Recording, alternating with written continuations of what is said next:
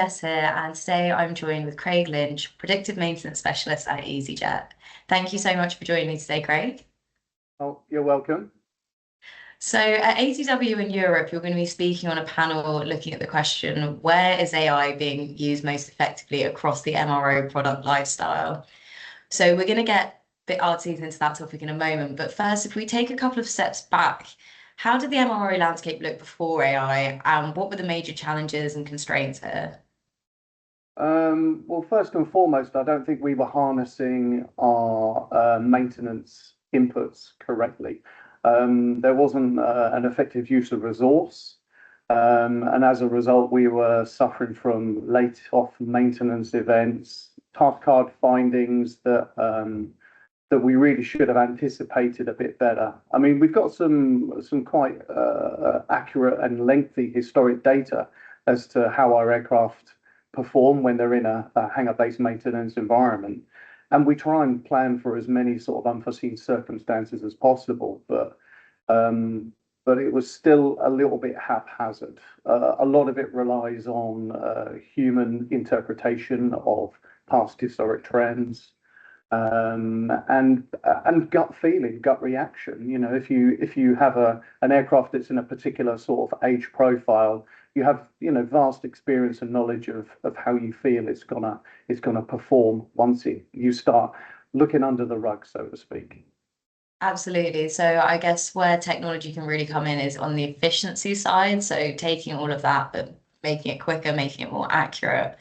So if we fast forward to present day, how would you say AI has transformed the landscape if you would describe it as transformed? So we use a program at easyJet called Aerogility, and there are certain AI functions and modules within that. It's still early with easyJet, but functions like this can help us maximize our fleet availability. It will give a holistic view of our entire maintenance and repair sort of procedure and planning process. And from that, we can optimize operations, reduce costs, and really help that for forecasting of anticipated findings. Yeah, fantastic. And then if we think specifically in predictive maintenance and the advancements here, what are some of the other exciting things we've seen recently? So predictive maintenance in general, I think there's some quite exciting opportunities with AI.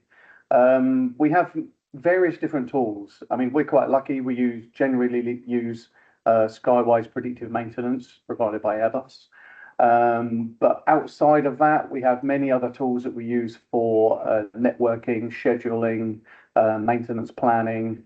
And I think AI gives us the opportunity to try and tie some of these programs together so that we can, again, using the term holistic, a real overview of all the tools that you've got. How do we tie them together? How do we harness them? How do we transfer information and knowledge from one platform to another?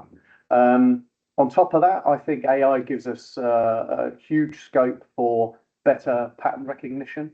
So we've got some machine learning algorithms that we've built in-house that will try and detect early anticipated failure of components that we're already monitoring using predictive maintenance.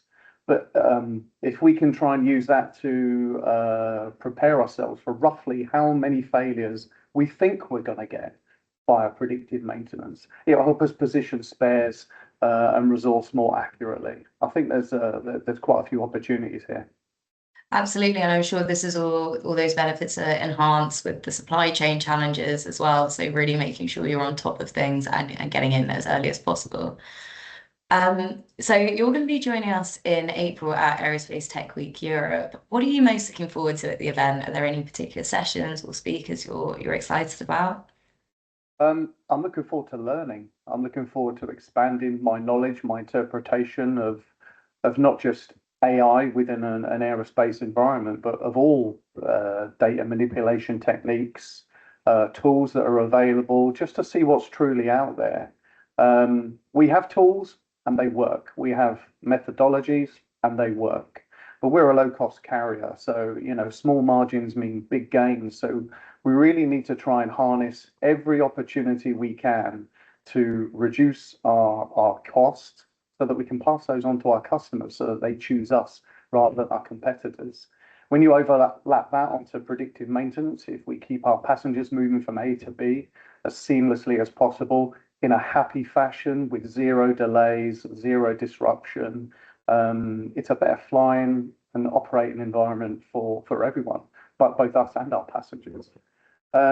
So from a presentation perspective, I'm quite looking forward to the MRO operations one. I think that's with Nicholas Esdras. Apologies if I've got the spelling incorrect. And the panel discussion on the digital transformation in MRO. I think that'll be quite insightful for me. And from a completely different curveball, the digital twins and training for autonomy with Kathan Dudela. I think that might, I don't know, reading between the lines, I think that might actually stimulate my brain as to how we can use digital twins effectively within easyJet, depending on the resource available, of course. That's really exciting. So lots of cross-fertilization, even if it's not necessarily directly corresponding to your area. Well, thank you so much for joining me, Craig, and I look forward to learning more on site. Thank you so much. Have a great day.